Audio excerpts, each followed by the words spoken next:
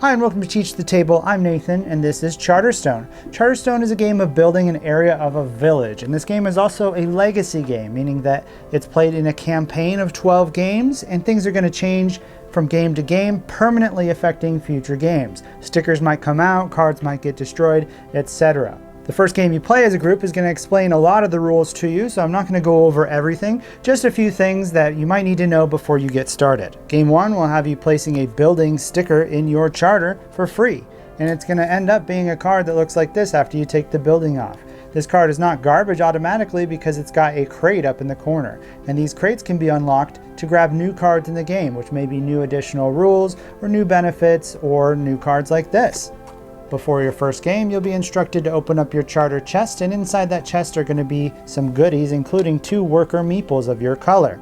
Even though one is bigger than the other, they work the same, and your turn will consist of taking one action, and then turns pass around the table in a clockwise fashion. So for your one action, what can you do?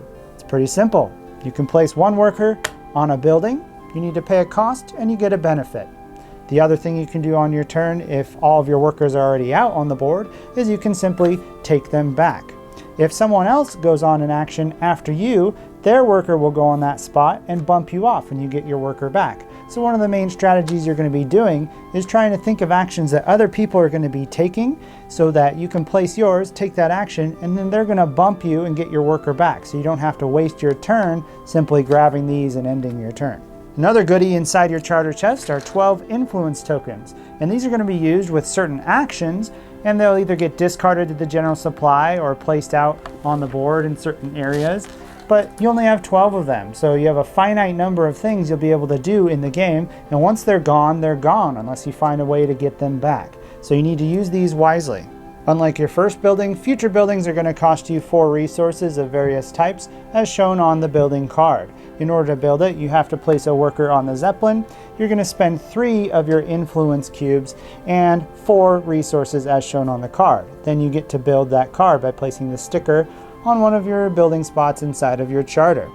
Once the sticker is gone, this card becomes a constructed building card, so it still has value because there's a chest up there which you can unlock. To unlock a chest, you'll have to place a worker in the Charterstone, which is going to cost you 2 influence tokens, 4 money, and then you get to unlock that chest. In order to unlock it, you cross-reference that number, in this case 5, with the index guide that's on your index with all the cards in there. It's going to tell you cards to pull out which might change the rules or give you other cards to go in your hand. There's also the grandstand, which lets you claim one of these objectives. There's going to be 3 face-up objectives, and as long as you meet the requirements on one of those, you can take that action, put one of your resource tokens on that objective, and that's going to net you 5 points. Each player can claim each of the objectives once, and all the players playing it. Even in a 6-player game, you could have 6 people that all claim that objective. So everyone can do it. You're not blocking other people from doing it. Besides the victory point track, which goes around the board, there's also a few other tracks and charts to keep note of, starting with the progress track. This works kind of like a timer to tell you when the game is going to be over. Once this token gets on the hourglass, that triggers the end of the game, and all players will get to finish out their turns of this round so that everyone has the same number of turns, so going back to whoever started the game. The progress token starts on the spot based on how many players there are, and whenever a player builds a building, unlocks a crate, or claims an objective, this is going to move down 1 spot. At the start of your turn, if you don't have any influence tokens, then this progress track is going to advance 1 step before you take your action. So as the game goes on and people use up all of their influence markers, then the end of the game is going to come faster and faster.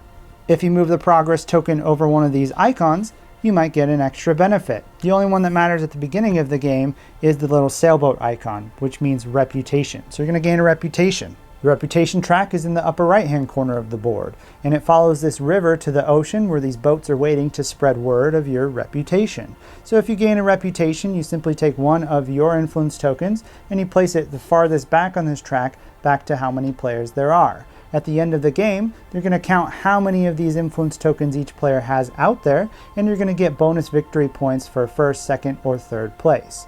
If someone doesn't have any out there, they're not automatically going to get 3rd place. You have to have at least 1 out there to claim anything. The game is friendly to ties in this instance, so if more than 1 player had the most, they're all going to get 10 and then go to the next lowest, and they could all get 7, etc. In the upper left-hand corner, we have the cloud port, and this is going to get you 3 victory points for getting rid of something. So you can think of it kind of like a trading house. To take the action, you'll have to use one of your influence tokens, and it's going to go on this chart corresponding to what you get rid of and how much of it you get rid of. So for instance, if I got rid of 3 resources, I could put him on the extra bonus victory point, I could put it on the reputation, or I could put it on this empty spot if that was available. And that's all you need to know in order to start playing Charterstone. Like I said, the first game is going to go through some of the rules and break it down a little easier for you, but these are the basic mechanisms that it's important to understand before you go into your first game. Thanks for watching Teach the Table. If you like this video, feel free to subscribe or click the bell to get notifications of new videos, and don't forget to have fun.